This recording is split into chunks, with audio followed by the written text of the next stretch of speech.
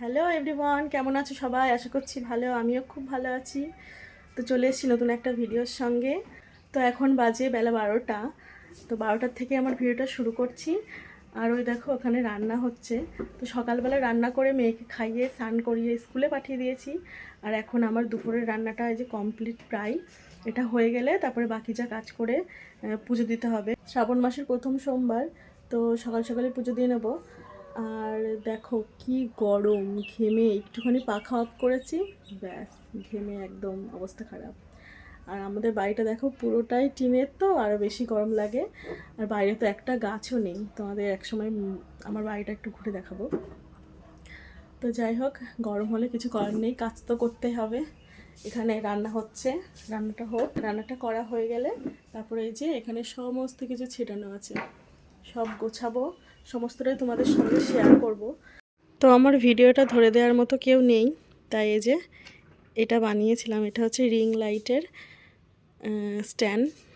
লাইটটা খুলে রেখেছি, রিং লাইটটা। আর এই যে এটা এখানে বেঁধেছি, কিন্তু এটা ঢিল হয়ে গেছে, এটাকে বাঁধতে হবে। দেখি বেঁধে ভালো করে সেট করে এখানে ফোনটাকে এখানে রেখে ভিডিওটা শেয়ার করব। তো চলে এলাম ঘরে। ঘরে এসে দেখি মেয়ে সকালবেলা উঠে পড়াশোনা করছিল, সেই সব বই ছিটানো রয়েছে। আর চারিদিকে এত কাজ, বুঝতে পারছি না কোনটা থেকে কোনটা করি। তো ভাবলাম ঘর থেকে শুরু করি। তো সকালে একবার ভালো করে গুছিয়ে থুয়ে গেছি, বাচ্চা মানুষ বাড়িতে থাকলে যা হয়, আবার ছিটিয়ে ফেলেছে। এটা হচ্ছে আমার ঠাকুর ঘর, মানে এখানে এটা হচ্ছে ঠাকুর ঘর। আর এখানে একটা চৌকি পাতা আছে। এখানে যখন আমার বোন আমার কাছে থাকতো, ও এখানেই থাকতো। তো এখনও আমার দিদি বাড়িতে থাকে। যখন আমার কাছে থাকতো তখন ওই ঘরটাতে ও থাকতো, পাশের ঘরটাতে আমরা থাকতাম। তো এখনও নেই যেহেতু, তাই ওটা আমার এখন ঠাকুর ঘর হয়ে গেছে। এখনও দিদি বাড়িতে থেকেই পড়াশোনা করছে, আসে মাঝে সাঝে, মানে সপ্তাহে একবার করে আমাদের বাড়িতে আসে, এসে ঘুরে যায়। তো দেখো বাসনগুলো কীভাবে মাজা হচ্ছে, দেখে মনে হচ্ছে না অতটা স্পিডেই কাজ করছি। দেখে কিন্তু বেশ ভালো লাগছে। সত্যিই যদি এতটা স্পিডে কাজ হয়ে যেত, তাহলে কতটা আমাদের হাতে টাইম থাকতো বলো তো, অনেকটা আমরা সময় পেতাম। তো দেখতে কিন্তু বেশ ভালো লাগছে। তো এখানে বাসনগুলো মেজে জায়গাগুলোকে ভালো করে মুছে নিলাম। তারপরে আমি ঘর বারান্দা ঝাড় দিয়েছি ভালো করে। ঘর বারান্দা ঝাড় দেওয়ার পরে এই যে ঘর মুছতে চলে এলাম। আর এখানে না কালো কালো হয়ে গেছে, কারণ আমাদের এই কৃষ্ণনগরের জলে এত পরিমাণের আয়রন, ওই আয়রনের জন্য আমাদের ওই সানটা কালো হয়ে গেছে। আমাদের এই ঘর কিন্তু বেশি দিন করা না, 2 বছর এখনো কিন্তু হয়নি, তার মধ্যে দেখেছো কেমন কালো হয়ে গেছে, কতটা তাহলে আয়রন। এই কৃষ্ণনগরে বিয়ে হওয়ার পরে না আমার চুলগুলো এত উঠেছে, উঠতে উঠতে পুরো টাকি পড়ে গেছে। এক হলো এই আয়রনে, আর এক হলো আমার মেয়ে হওয়ার পরে আমার চুলগুলো অনেক বড় ছিল আর অনেকটা গোছে ছিল। আর এখন তার 3 ভাগের কি 4 ভাগের 1 ভাগও নেই, এমন অবস্থা আমার চুলের। একদম কেটে আমি একদম কাত পর্যন্ত করে ফেলেছি। তো এদিকে আমার সমস্ত কাজ কমপ্লিট, 2 ঘর মুছে, রান্নাঘর মুছে একদম পরিষ্কার করে ফেলেছি। এবার যাব হচ্ছে স্নান করে পুজো করতে।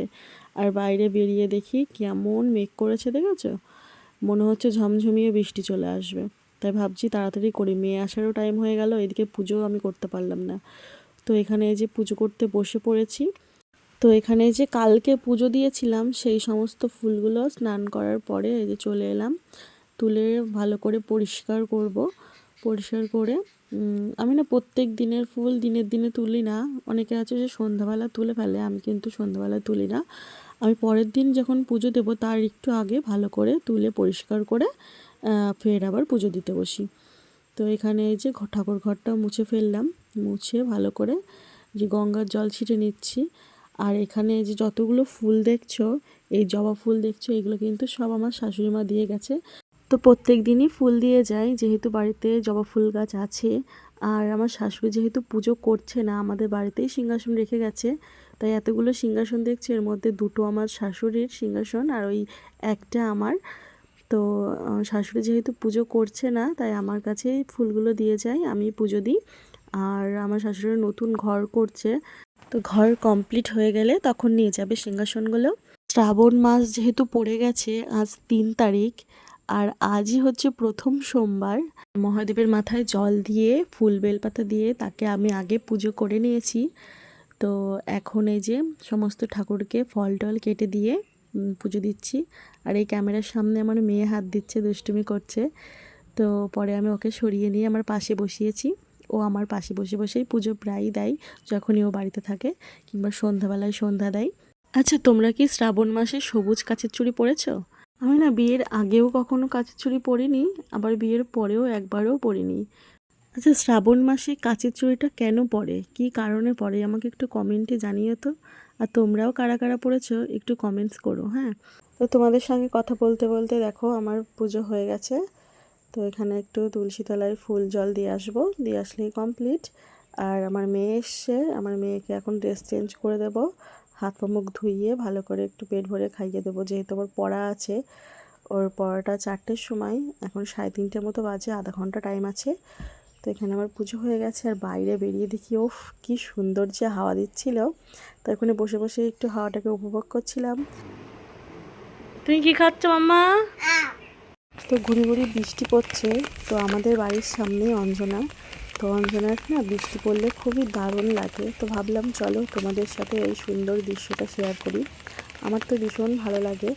আর বাড়ির সামনে আমার একটা অঞ্জনা থাকলে সকালবেলা যখন এই অঞ্জনাটায় আসি মনটা একদম ফ্রেশ হয়ে যায়। এক হলো ফুল, আর এক হলো এই সুন্দর পরিবেশটা, চারিদিকে সবুজ সবুজ, মাঝখান দিয়ে একটা অঞ্জনা বয়ে যাচ্ছে। আর এই অঞ্জনাটা না সোজা ওই আমাদের কৃষ্ণনগরের রাজবাড়ির সামনে দিয়ে বয়ে যাচ্ছে।